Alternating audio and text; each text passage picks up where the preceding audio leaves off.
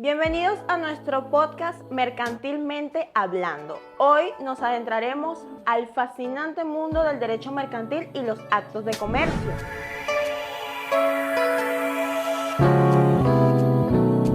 En un entorno globalizado y en constante evolución, comprender cómo se regulan las actividades comerciales es esencial para los emprendedores, empresarios y cualquier persona que esté interesada en el ámbito económico. De esta forma entramos en este tema y en esta disertación empezamos a hablar sobre lo que es el ámbito jurídico dentro de las actividades comerciales. Y todo nace con una pregunta: ¿de dónde nace el derecho mercantil? ¿Cuál es su génesis, su historia? El derecho mercantil nace de las ciudades italianas en el siglo XIII a.C. Su origen radica en el derecho marítimo, el derecho canónico, el derecho romano y el derecho feudal. Estos derechos eran los que regían antes el derecho mercantil y de esta manera se regulan entre todas las naciones que existían en ese momento. El derecho marítimo tenía la norma Lex Rodic, que era la norma del mar. De allí nace y todas las tierras de sus alrededores empezaron a lucrarse de estas actuaciones que hacían en el derecho marítimo. Su naturaleza es consuetudinaria. ¿Qué significa esto? Es basado en costumbres. El derecho mercantil antes no era escrito, era puro verbal. Y bueno, su jurisdicción realmente no eran como ahorita, que eran los jueces municipales los que regían estas actuaciones comerciales, sino que en ese entonces eran jueces del gremio que eran especialistas también en las actuaciones comerciales que se hacían en ese entonces. Y bueno, de allí nacen los documentos, aunque los documentos empezaron a nacer en la Edad Antigua, en Atenas específicamente, cuando los griegos empezaron a escribir sobre estos documentos y ellos fueron los que le dieron al mundo ese contexto de norma al comercio.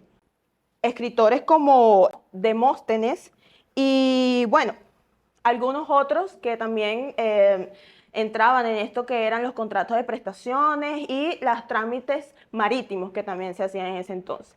Y bueno, para ya ir culminando este tema, en el marco legal todavía se rigen algunas cosas que antes también, como el ius gentium y el ius civili, derecho de gente y derecho civil, que pues actualmente también se utiliza.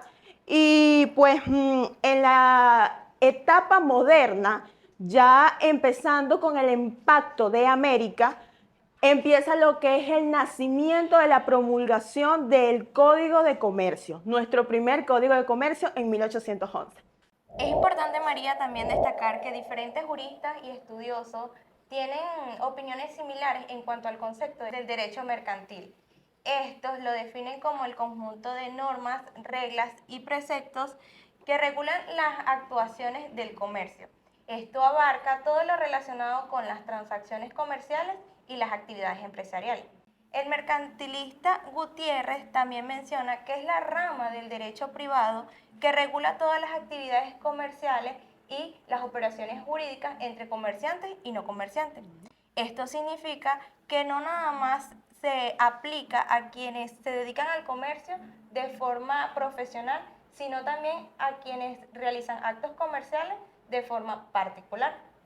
Cuando hacemos referencia a la autonomía del derecho mercantil, nos referimos a que es autónomo en virtud de que no depende de una doctrina auxiliar para su existencia, ya que tiene su propia jurisprudencia y su doctrina. A lo largo de su historia, este ha evolucionado para adaptarse a las problemáticas y a las necesidades específicas del país. Se basa y se rige por un código de comercio dando obligaciones y derechos a los comerciantes. Este marco jurídico es indispensable y fundamental para las relaciones jurídicas y crear un ambiente propicio para las transacciones. La autonomía del derecho mercantil también se refleja en su capacidad para adaptarse a los cambios tanto económicos y políticos y es fundamental para proteger los derechos tanto de los empresarios como de los consumidores.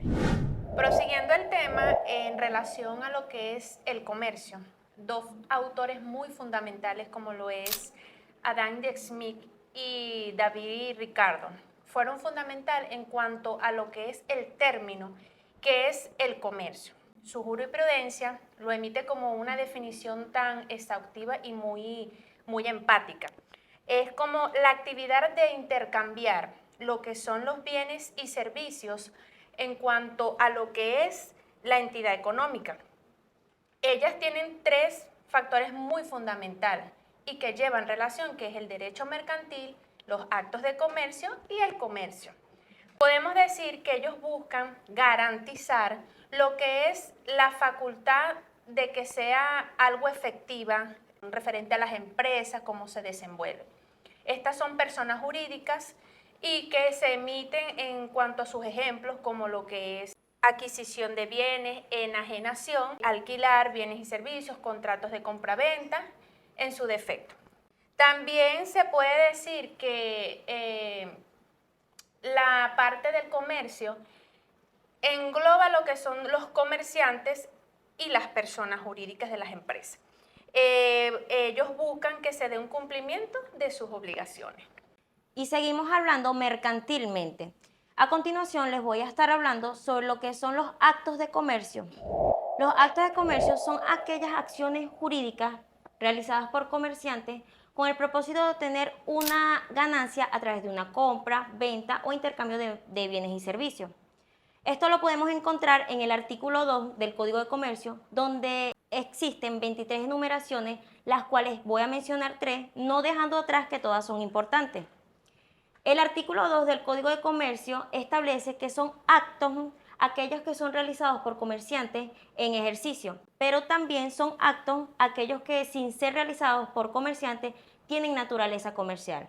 El numeral 1 del artículo 2 del Código de Comercio se refiere a la compra, intercambio o alquiler de bienes muebles, teniendo en cuenta que se tiene que vender. El numeral 2 se refiere a la compra o intercambio de deudas públicas o de crédito que se negocia en el mercado siempre y cuando tenga la intención de volver a venderlo. Y el numeral 3 se refiere a la compra y venta de establecimientos de comercio.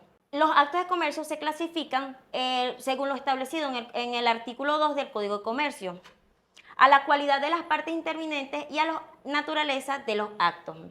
Asimismo, de los actos de comercio objetivos, subjetivos y mixtos. Los actos de comercio objetivos, en otras palabras, si una acción está enumerada en el artículo 2 del Código de Comercio, es considerada acto de comercio independientemente si la persona es comerciante o no.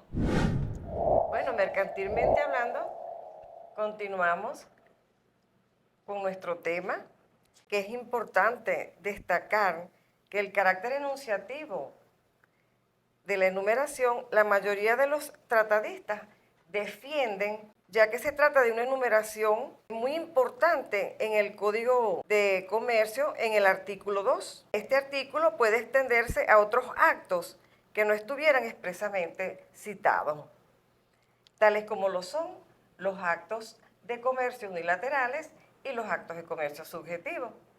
Los actos de comercio unilaterales son todos aquellos actos donde una sola persona es obligada, mientras que en los actos subjetivos son muy distintos o contrarios a los objetivos porque se toma en cuenta para la determinación una cualidad muy importante, como es la de ser comerciante. Esta es una parte muy interviniente porque forma parte de un requisito muy importante.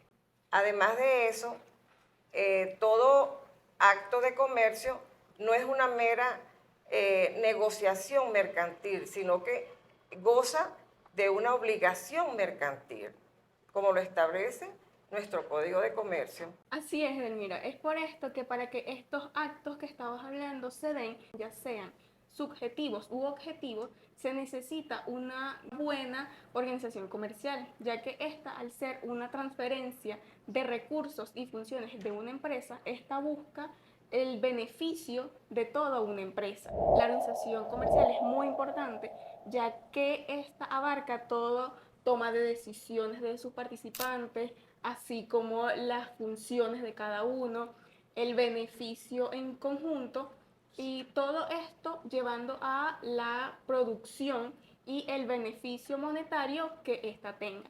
Todo esto dependiendo de la comunicación que haya entre todas estas personas. Asimismo, esta busca la forma en la que van a llegar a sus clientes y dar un beneficio monetario.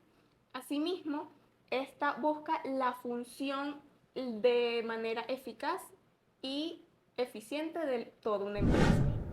Continuando con el tema anterior, debemos tener consciente que existen dos tipos de visiones con el cual se puede determinar una empresa, como puede ser económico y jurídico. Desde el ámbito económico, tenemos que tener presente que el principal objetivo de una empresa es el lucro, pero la empresa debe tener presente cómo es el medio para este lucro, bien sea por la fabricación de un producto, por la distribución de un producto o por la comercialización. En el ámbito jurídico tenemos que tener consciente que existen tres tipos de empresas. Estas son las empresas públicas, también están las empresas privadas y las empresas mixtas. Las empresas públicas consisten en que es propiedad únicamente del Estado.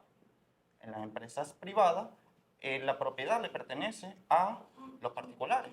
Y la empresa mixta es la que le pertenece a ambos. También a su vez existen distintos tipos de empresas. Dentro de estas están la sociedad anónima, que es un conjunto de personas que tienen un porcentaje de propiedad de manera igualitaria. También está la sociedad civil, que esta es igualmente un grupo de personas, pero con la particularidad. Las compañías anónimas son empresas que, si bien pueden ser de un solo dueño, pueden ser de varios, pero particularmente esos otros propietarios pueden adquirir esa empresa por medio de acciones. Por eso es que se le denominan accionistas. Muy interesante tu tema, Marcos. Bien, hablando del Fondo de Comercio, para entrarnos en la conceptualización de lo que es el Fondo de Comercio, comenzaré mencionando que se trata del conjunto de bienes con el cual un comerciante realiza sus actividades mercantiles. Es importante resaltar que los negocios no se valoran por la capacidad de material que estos tengan, sino por la capacidad que tengan ellos mismos de generar ingresos para las empresas, teniendo en cuenta que existe una parte física y una parte intangible, la cual es la que genera el crecimiento de la empresa.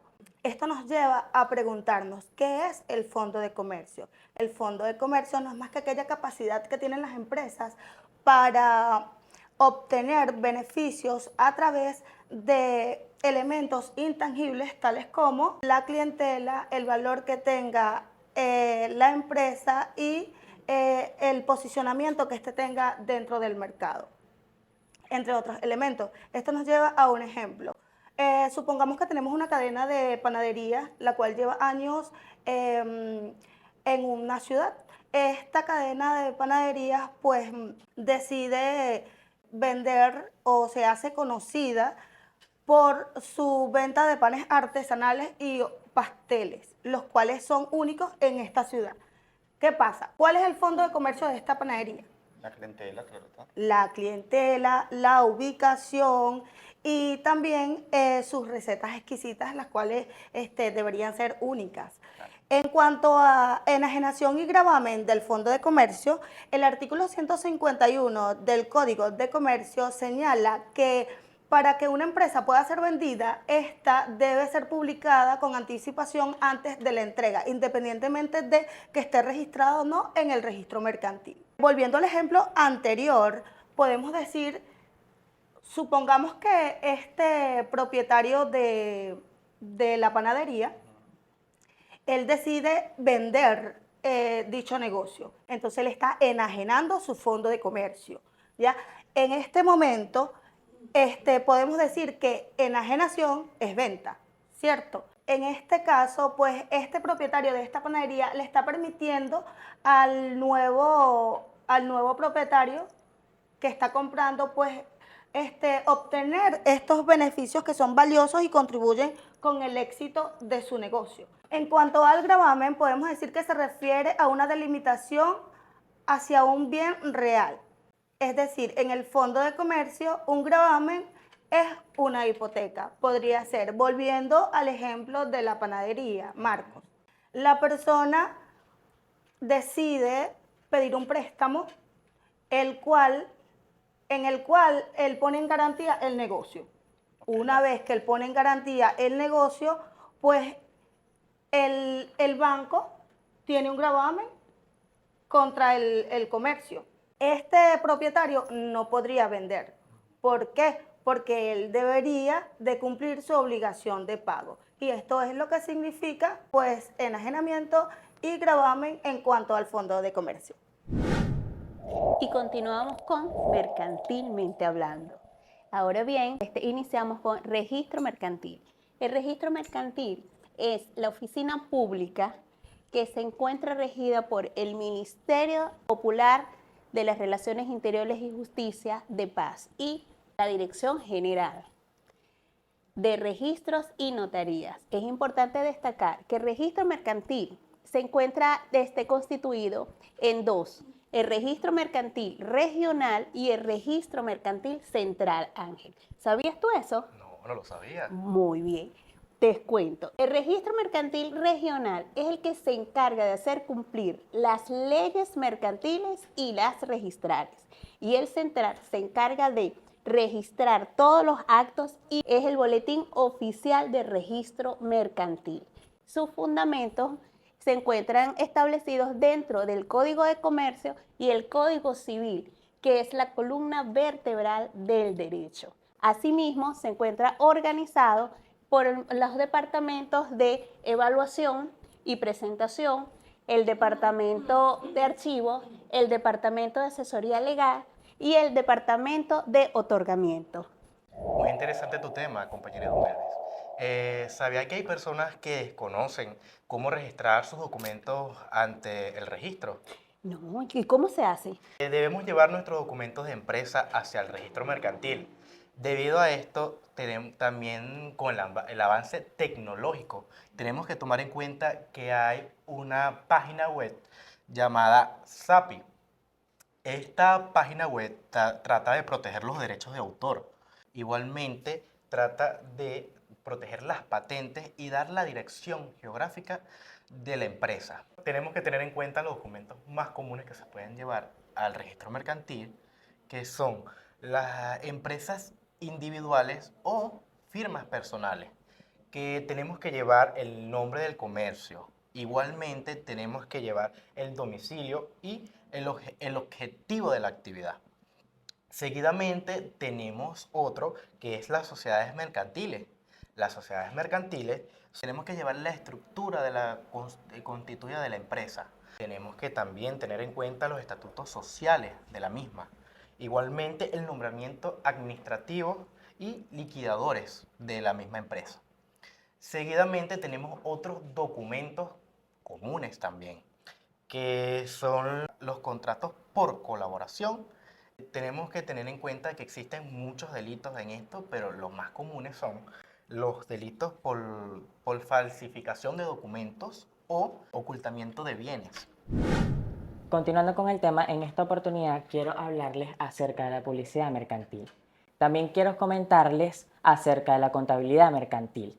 Esto es un sistema que nos permite llevar el control financiero de las operaciones comerciales y a su vez tiene como finalidad documentar todas las operaciones comerciales de una empresa. Asimismo, Gabriel, es importante añadir que la importancia de nuestro Código de Comercio reviste en la contabilidad de nuestro país, ya que establece el artículo 32 que se debe llevar el idioma castellano de su contabilidad, la cual comprenderá el libro diario, el libro mayor y el libro de inventario. Además, podrá llevar cualquier otro libro auxiliar que crea conveniente para mayor claridad y orden en las operaciones realizadas. Este artículo lo que deduce, Gabriel, es que se deben llevar obligatoriamente los libros ya mencionados, como el diario, inventario y mayor. Así como complemento cualquier otro libro auxiliar, como por ejemplo auxiliar de banco, auxiliar de cuentas por pagar o auxiliar de cuentas por cobrar. Esto con el fin de llevar el orden de todas las operaciones realizadas. Asimismo, también es importante añadir que estos libros, para ser utilizados, el diario y el de inventario, los comerciantes deben llevarlos al registrador mercantil, ya que es el registrador mercantil quien anotará en el primer folio de cada libro su nota fechada y firmada con el sello correspondiente en cada una de las páginas del libro. Por otra parte, también el libro diario es donde se registran todas las transacciones realizadas por el comerciante. Cada entrada debe especificar claramente quién es el acreedor y quién es el deudor en cada operación. A diferencia del libro inventario, pues este lo que busca es demostrar las evidencias y la verdad de las ganancias obtenidas y las pérdidas sufridas. Y bueno, como último punto, el valor probatorio de los libros contables en juicio. Estos libros contables en juicio son medios de pruebas en conflictos judiciales entre comerciantes y no comerciantes. Y el valor probatorio de estos libros da de gran importancia a las partes para el litigio, para demostrar los hechos en juicio. Bien, ya para concluir con este podcast de Mercantilmente Hablando, queremos agradecer a nuestra hermosa audiencia que de una forma u otra pues se ha quedado hasta estos momentos para enriquecer conocimientos sobre el derecho mercantil en Venezuela. Recordando que este se trata pues de un conjunto de normas que regulan las actividades comerciales en Venezuela. Estos se rigen por el Código de Comercio, quien es el que rige al derecho mercantil en Venezuela. El crecimiento es entendido como una de las normas de comportamiento actual más seguidas en un mundo cada día más digitalizado e internacionalizado. Es por ello que todos buscamos enriquecer conocimientos cada día más y más, independientemente del tema que toquemos. Quien habló para ustedes, quinto año de Derecho de la Universidad Nacional Experimental, Rómulo Gallegos. Muchísimas gracias.